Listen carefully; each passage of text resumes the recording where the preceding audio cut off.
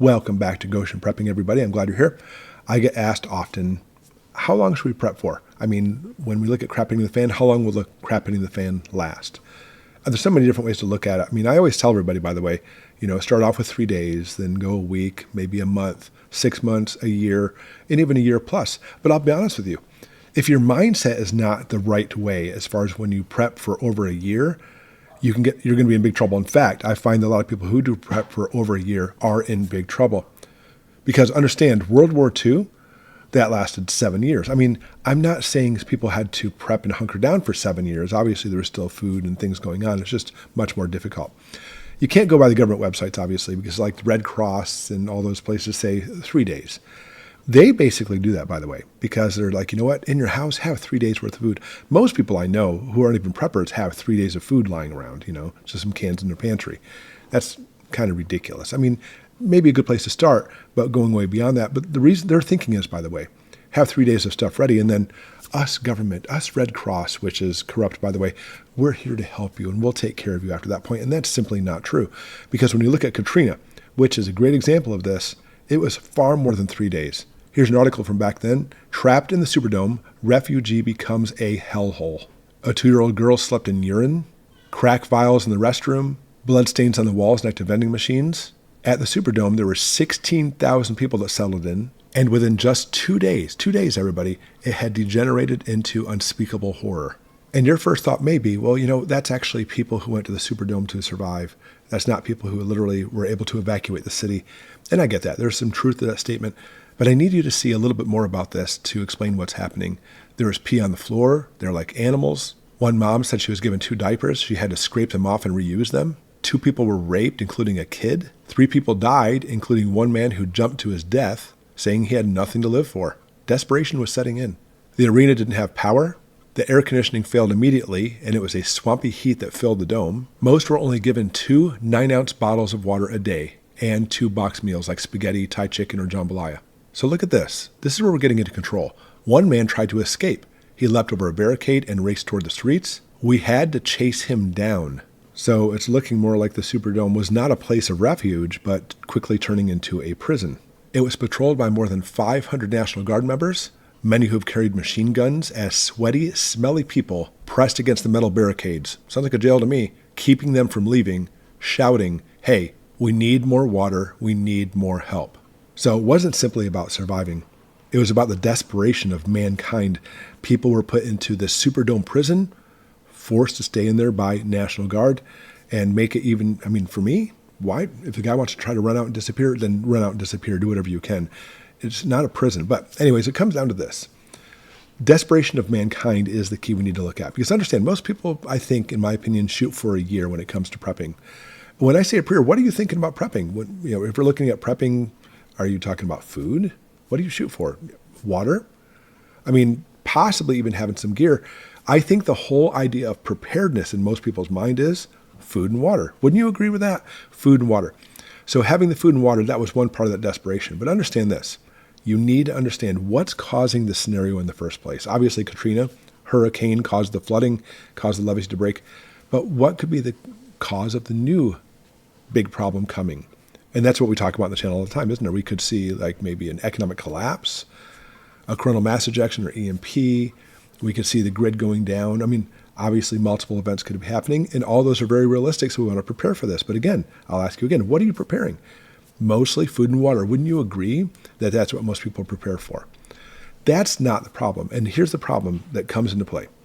When it comes to prepping and your mindset is food and water, maybe a sleeping bag, maybe a tent, food and water, maybe a cool camping stove, food and water. And we always go back to food and water.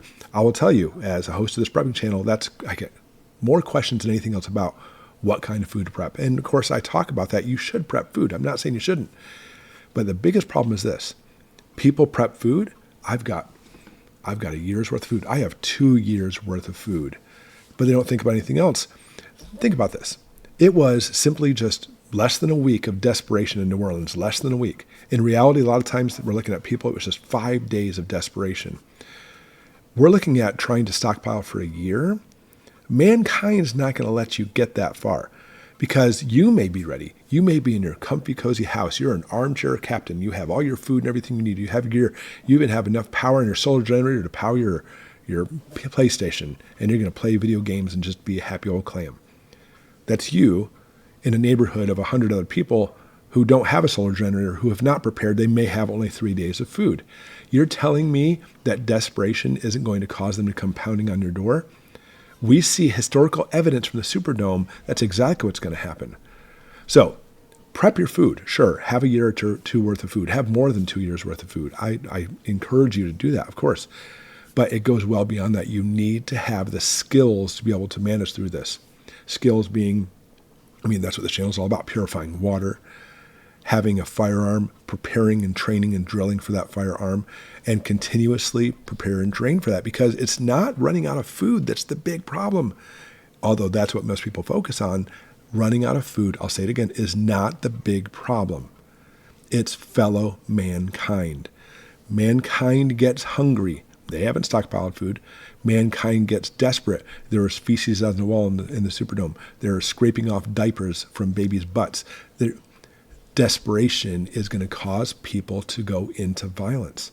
And so if you are an armchair captain prepper, I'm in my chair. I watch Goshen prepping every day on my big screen TV. I have a year's worth of food, but you haven't actually practiced with your firearm, or practiced turning off your breaker, or practiced trying to, pump and purify your own water through a water filter. You're not going to make it, because those neighbors around you want your food. They're not going to care about your armchair and your big TV. They're going to care about your solar generator. They're going to care about your water purifier, and they're going to come and take it. If you don't believe me, look at New York City. In the 70s, the power went out just 25 hours. We're not even talking about days like the Superdome, just 25 hours. There were over 1,000 fires set. There were over 1,000 stores looted. Just 25 hours of the power being down. What's it going to be like for a week? You may actually kind of scoff at people and say, "Oh, you only prep for a week." How's that going to help you if your building just burned down or people stole all your stuff? Other people say, "I'm prepped for 3 months." And you may say, "Hey, that's good. That's a good start, but you need to go for a year." But as you don't prep a firearm to be able to protect yourself, as you basically try not to get in shape. Guys, I'm not trying to sound judgmental by any means. I'm trying to light a fire under your butt. I need to shift your frame of mind. I need to make sure you understand that your mindset is the government is not going to help you. The Red Cross wants you to think after 3 days they're going to show up and basically help you out. That's not going to help you. The CDC, FEMA, they're not going to come help you. If we're talking about one place like Katrina that took them 5 days to get there, if not more, what's it going to be like when we see across the entire country? You really think they're going to come help you? So who is to help you? All right, I want you to understand this. And I have no disrespect for police officers. I have the highest regard for police officers and county sheriffs. But you think the police are there to help you. Even if they are, they're going to be so overwhelmed. They have so much stuff going on. They may not be able to protect you. In fact, I would bet money they would not be there to protect you. Did they help the people in Katrina? Did they? Do you know about this? Well, it depends on you ask. Because if you ask the police officers, they'll say, sure, we're helping people. As they illegally, there's lawsuits afterwards, illegally confiscated thousands, I'm using that word very clearly, thousands of firearms. And they made an edict in that place that, you know what, anybody who has a firearm who's not a police officer, we're going to take your guns from you. Think about this. This is so important you understand this. That if they're so worried about food and water, you only get 3 days, and they're only so worried about basically keeping your safety, why are they taking people's guns away from them? It's a legal right for us to have this, by the way. It's a Second Amendment, and that's why there's lawsuits after. But here's the thing. You ready? It comes down to this.